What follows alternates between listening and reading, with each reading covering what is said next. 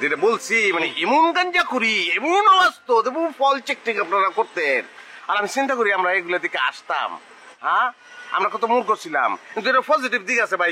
আপনার এই কথাটা আমি বুঝতে পারলাম না, আপনি কি বললেন? অভিনয় যেটা করতেন গাঁজা করি অভিনয় ছিল, এবং আপনার অভিনয় দেখে মানুষের নিঃশ্বাস হয়ে যেত, ফলাফারের লেগে গাঁজা গাঁজা খাইতো না। আর এখন এটা নাই, আপনি আবার অভিনয় শুরু করেন, পোলাপান ইয়াবা বাদ দিয়ে দিব, আপনার অভিনয় দেখলে নিঃশ্বাস হয়ে যাব।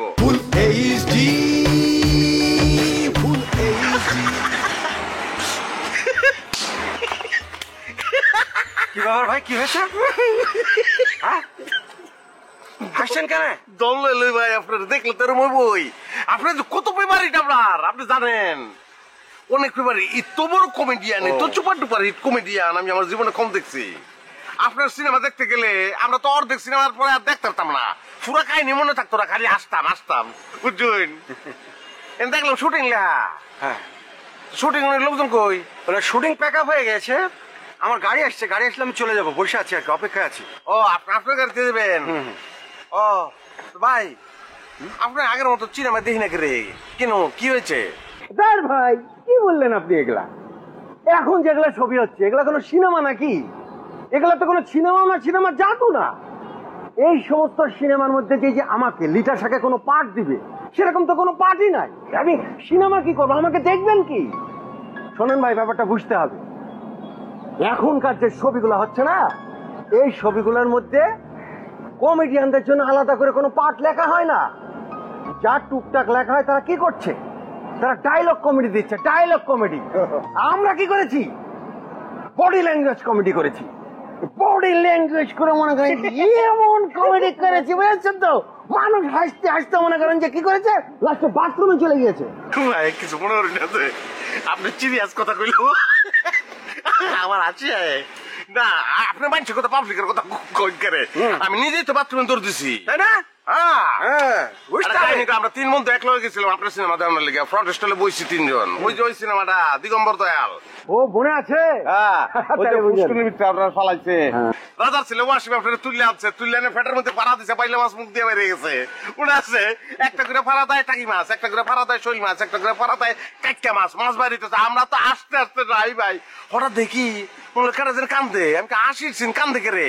পরে চাই দিয়ে পাশে এক মহিলা কান্দাছে আর কইতাছে, আরে ফোলাটা মরে যাবো, ফোলাটা মরে যাবো, ফোলাটা মরে যাবো, ফালাইস না। না আপনি খেলতে আইছেন, অনেক খেলতে হয়েছেন, কিন্তু আপনার সিনেমা দেই না ভাই। তাহলে বুঝলেন ভাইবে, দেখেন কি কঠিন সিনেমা আমরা করেছি। একটা সময় এমন ছিল মনে করেন যে আমি রাস্তায় বের হতে পারতাম না, পাবলিক আমাকে ঘিরে নিত, আমাকে মনে করেন যে টাচ করবে। হ্যাঁ, টাচ করার জন্য গন্ডগোল লেগে গেছে, এফডিসির সামনে ভিড় লেগে গেছে। অথচ আজকে আমি রাস্তা দিয়ে হাঁটছি, চলছি, আমাকে কেউ চিনছে না, একটা কাক পক্ষী আমাকে চিনছে না। ভাবতে পারেন বিষয়টা? হায় রে সিনেমা, ভেরি শয়তান, ভেরি ব্যাড। না ওই জায়গাটা তো নাই ভাই। আপনি তো কইলেন যে বডি দিয়ে আপনারা অভিনয় করতেন, বডির কথা কইলেন না? আপনারা তো বডি সর্বস্ব অভিনেতা ছিলেন, শৈল দিয়ে অভিনয় করতেন, মানে শৈলটা বাচ্চা খাইতেন আর কি। মানে কি বললেন? আমি আপনার এই কথাটা ঠিক বুঝতে পারলাম না। যেটা বলছি মানে এমন গাঞ্জা করি, এমন অবস্থা দেবো ফল চেক টেক আপনারা করতেন, আর আমি চিন্তা করি আমরা এগুলো দিকে আসতাম। হ্যাঁ, আমরা কত মূর্খ ছিলাম, কিন্তু এটা পজিটিভ দিক আছে ভাই, কিছু মনে করেন না। আপনার এই কথাটা আমি বুঝতে পারলাম না, আপনি কি বললেন? অভিনয় যেটা করতেন গাঁজা করি অভিনয় ছিল, এবং আপনার অভিনয় দেখে মানুষের নিঃশ্বাস হয়ে যেত, ফলাফারের লেগে গাঁজা গাঁজা খাইতো না। আর এখন এটা নাই, আপনি আবার অভিনয় শুরু করেন, পোলাপান ইয়াবা বাদ দিয়ে দিব, আপনার অভিনয় দেখলে নিঃশ্বাস হয়ে যাব।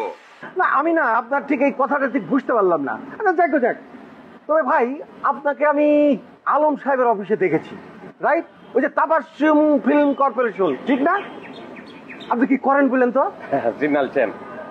আমি তো ভাই একটা সিরিয়াস কাজ নিয়ে ঢাকায় এসেছি, মানে বর্তমান যে অবস্থাটা সিনেমার, হ্যাঁ এই যে অস্থির অবস্থাটা, এটাকে আমি চেঞ্জ করার একটা স্বপ্ন দেখি আর কি, এবং আমি কনফিডেন্ট যে আমি এটা করব।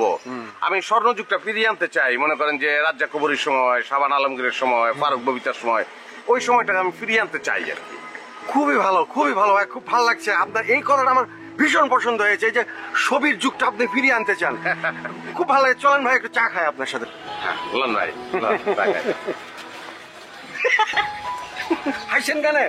কিছু মনে করেন না, আপনার কথা শুনলে আছি ভাই, আমি কিটা করতাম বলেন ভাই। আমি একটা নিহত ছিলাম, কি মনে করেন যে শুটিং যেসব জায়গায় হয় মনে করেন এরকম কোন একটা শুটিং পার্টির লগে যদি কয়েকটা দিন থাকতাম তাহলে এটা একটা প্র্যাকটিক্যাল অভিজ্ঞতা দরকার আছে না আপনি বলেন? এটা এটা তো কোনো বিষয়ই না, কোনো ঘটনাই না। আমি এখনই ব্যবস্থা করে দিচ্ছি। হাসছেন কেন? না ওই আসিফ ভাই আপনার কথা বললে। ও আচ্ছা আচ্ছা আচ্ছা, ব্যবসা কই করবেন ভাই? আমি করে দিচ্ছি। আমি আপনাকে ভালো লেগেছে, বুঝতে পেরেছেন তো? আপনি অনেক সহজ সরল মানুষ। এই যে আমি ফোন করে বলে দিচ্ছি, বুঝতে পেরেছেন তো?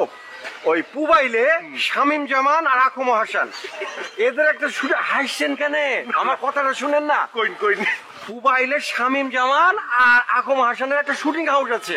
আমি অন্যদিকে তো এখন ভাই আপনার দিকে। এই শুটিং হাউসে 3 দিন পরে আমি আসবো, ওখানে আমার শুটিং আছে, আপনি এখনই চলে যাবেন। বুঝতে পেরেছেন তো? ভাই খুব খুশি হয়েছি, খুব খুশি, খুব আনন্দিত হয়েছি ভাই। খুব খুশি হয়েছি। লঙ্কা খাই না, আপনি এই যে কথায় কথায় হাসছেন না, আপনি আসলে মানুষ ভালো। ভালো মানুষরাই তো হাসে, হাসলে হাত ভালো থাকে।